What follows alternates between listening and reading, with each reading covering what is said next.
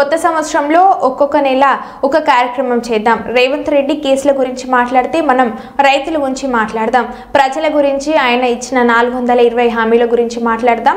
ముసలి వాళ్లకు 4000 పెన్షన్ ఎప్పుడు ఇస్తావు? ఆడబిడ్డలకు నెలకు 2500 రూపాయలు ఎప్పటి నుండి ఇస్తావు? ఆడపిల్లలకు స్కూటీలు ఎప్పటి నుండి ఇస్తావు?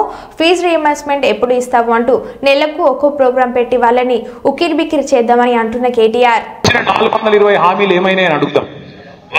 మన అటెన్షన్ డైవర్షన్ కోసం మనం ఏదన్నా చేసి మనం పక్కదారి పట్టియాలి. ఒక ఇదైందట అదైందట గర్ల ఇదైందట కింద ఇదైందట అని చెప్పి ఆళ్ళ చెవులు కొరుకుడు వీళ్ళ చెవులు కొరుకుడు. అది తప్ప ఇంతవరకు సంవత్సరంలో చేసిందేం లేదు. మనం ఒకటే తదేక దీక్షతో అర్జునుడు కదా శిల్క కన్ను మీద దృష్టి పెట్టినట్టు మనం కూడా ఒకటే దాని మీద పెడదాం.